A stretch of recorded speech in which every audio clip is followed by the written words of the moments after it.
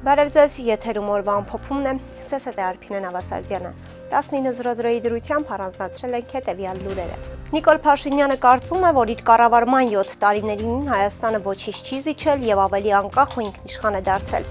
Այս մասին նա ասել է 3 հանրային հեռուստաընկերության եթերում։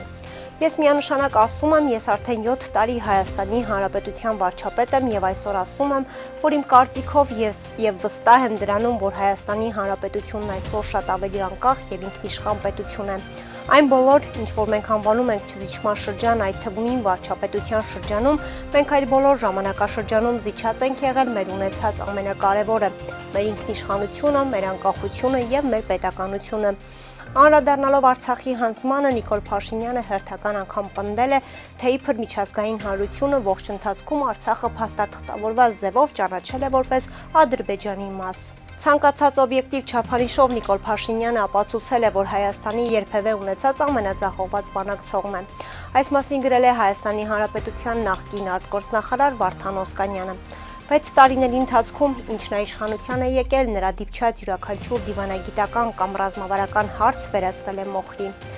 Մի ժամանակ կենսունակ եւ դիմացկուն պետությունը Հայաստանը այժմ կանգնած է ամայացած վիճակում, կորցրած Լեռնային Ղարաբաղը, օկուպացված տարածքներ, թուլացած պաշտպանություն, քայքայված դաշնակցային կապեր եւ հիասթափված ժողովուրդ։ Սակայն սա պարզապես Ադրբեջանի ագրեսիայի հետևանք չէ։ Այս իրավիճակը ուղղակի արդյունք է աննախադեպ վատ ղեկավարության եւ բանակցային հիմնարար սկզբունքների սիստեմատիկ խախտման, նկատել է նախկին արտգործնախարարը։ Ըստ նրա, Փաշինյանի բանակցային ձախողումները վերացական չեն, դրանք խորապես շոշափելի են եւ բերել են աղետալի իրական արդյունքների։ Նիկոլ Փաշինյանն իր հարցազրույցում նաև նշել է, որ Ադրբեջանի հետ խաղաղության պայմանագիրը կհանրայնացվի միայն այն ստորագրելուց հետո։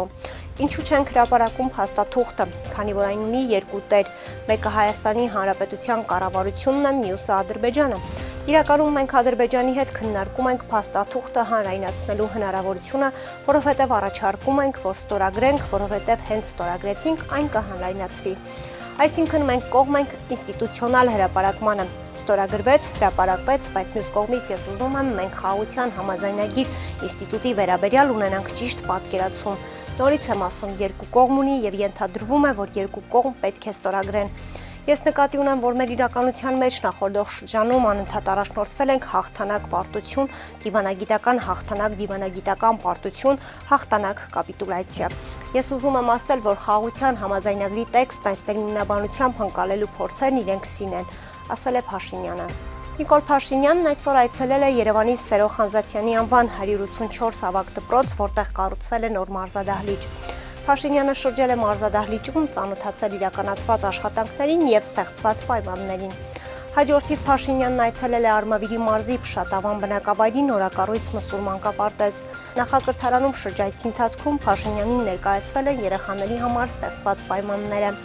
Նորակառույց մոդուլային մանկապարտեզը նախատեսված է 144 երեխայի համար։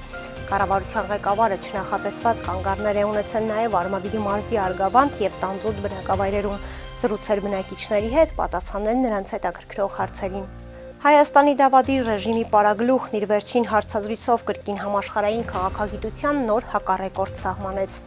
Այս մասին գրել է տնային կալանքում գտնվող Հայաստանի Հանրապետական կուսակցության փոխնախագահ Արմեն Աշոտյանը։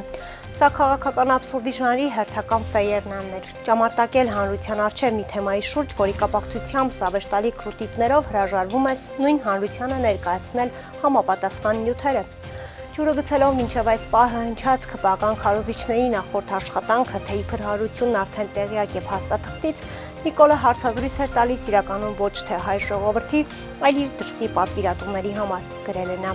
Ըստ ՀՀԿ փոխնախագահի միակ լապշան, որ նախատեսված էր հենց հայ ժողովրդի թաց խմորից առանց այդ էլ ծանրացած ականջների համար, դա բրենդային աներեսությամբ կրկնվող մանտրան էր, որ մենք ոչինչ էլ չենք զիջել։ Այսինքն ամոռաց դերվիշական պտույտի մեջ, սակայն Փաշինյանը չէր մոռանում կրկնել, որ զիջումների մասին խոսույթը դրսից ներմուծված նարատիվ է, կարծում է Աշոտյանը։ Հետքը գրում է, որ այս գիշեր մարտի 22-ին կրակոցներ են հնչել Վաղարշապատ համայնքի ղեկավար Դիանա Գասպարյանի զգեսրայինին Աշոտ Միրզոյանին պատկանող գազալցակայանում։ Հրազենային վիրավորում ստացած 36-ամյա Արթուր Պարոնյանը Էջմիածին բժշկական կենտրոնում գիտակցության չգալով մահացել է։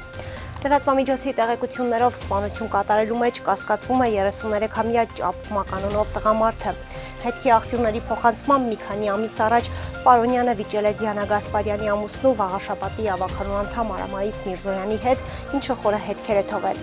Ներքին գործերի նախարարությունից ավելի ուշ հայտնել են, որ հանցագործությունը ժամերի ընթացքում բացահայտվել է։ Ձեռնարկվում են միջոցառումներ հանցագործությունը կատարած անձին եւ հրազենը հայտնաբերելու ուղղությամբ։ Երևանի քաղաքապետարանը հայտարարություն է տարածել, ըստ որի Վազգեն Սարգսյան փողոցում երթևեկության կազմակերպման փոփոխություն է կատարվել։ Հայտարարությունում մասնավորապես ասվում է. Մայրաքաղաքում տրանսպորտային հոսքերի անցանելիությունն ավելացնելու նպատակով սույն թվականի մարտի 23-ից երթևեկության կազմակերպման փոփոխություն կկատարվի Վազգեն Սարգսյան փողոցում։ Մասնավորապես Վազգեն Սարգսյան խորենացի փողոցների Խաչմերուկից Վազգեն Սարգսյան դեղատան փողոց Խաչմերուկ ուղղությամբ կարգելվի մեքենաների կանգառը։ Միաժամանակ նշված ճանապարհահատվածում կտեղադրվեն համապատասխան ճանապարհային նշաններ։ Երևանում մարտի 22-ից 3-ը 23-ի գիշերը սպասվում է անձրև, հնարավոր է ամպրոպ։ Մարտի 23-ից 3-ը 24-ից 27-ին սպասվում է առանց տեղումների եղանակ։ Մարզերում մարտի 22-ից 3-ը շրջանների զգալի մասում, 23-ին առանձին շրջաններում սպասվում են տեղումներ։ Լեռնային շրջաններում հատկապես գիշերը ձյան տեսքով։ Մարտի 22-ից 3-ն առանձին շրջաններում տեղումները կլինեն առատ։ Մարտի 24-ից 27-ին սպասվում է առանց տեղումների եղանակ։ Օդի ջերմաստիճանը մարտի 24-ից 27-ին ցերեկային ժամերին կբարձրանա 8-ից 10 աստիճանով։ Հիդրոօթերոթաբանության եւ մոնիթորինգի կենտրոնի տնօրենի տեղակալ Գագիկ Սուրենյանն էլ ավելի վաղ նշել էր, որ օդի ջերմաստիճանը մարտի 24-ից 29-ին հանրապետության ողջ տարածքում այսօրվա համեմատ աստիճանաբար կբարձրանա 11-ից 15 աստիճանով։ 3 մարտի 21-ին ավտովթար է տեղի ունեցել Երևանում Շամշյանքոմի փոխանցմամբ ժամը 17:10-ի սահմաններում աշտարակի խճուղում Կարմիր խաչի մոտակայքում բախվել են 2 Nissan Magnishի ավտոմեքենաները։ Վթարի հետևանքով ըստ նախնական տեղեկությունների բարեբախտաբար տուժածներ չկա։ Վթարի հետևանքով խցանումը անցնում էր մոտ 1 կիլոմետր։ Վթարի փաստով Երևան քաղաքի գնդի 3-րդ գումարտակում փաստաթղթեր են ձևակերպվում, որտեղ էլ պարզվում է վարորդների ինքնությունը։ Մարտի 21-ին ավտովթար է տեղի ունեցել Կոտայքի մարզում ժամը 23:20-ի սահմաններում Հրազդան քաղաքի Զորավար Անդրանիկի փողոցում բախվել են Կոտայքի մարզի բնակիչներ 62-ամյա Խաժակ Գ-ի վարած Mercedes Viano Magnishի եւ 22-ամյա Միշա Խ-ի վարած BMW X5 Magnishի ավտոմեքենաները։ Ինչպես հայտնում է ֆոտոլրագրող Գագիկ Շամշյանը, վթարի հետևանքով 2 հոգի մարմնական վնասվածքներով տեղափոխվել են Հրազդան բժշկական կենտրոն։ Վիրավորներին առաջինը օգնության են հասել քաղաքացիները եւ ըստ դեպքի վայրում հավաքվածների օպերատիվ են գործել շտապ օգնության բժիշկները։ Վթարի փաստով քննչական վարչությունում նախաձեռնվել է քրեական վարույթ, որտեղ էլ պարզում են վիրավորների ինքնությունը։ Այսօրվա համար պատրաստել էինք այսքանը, կհանդիպենք։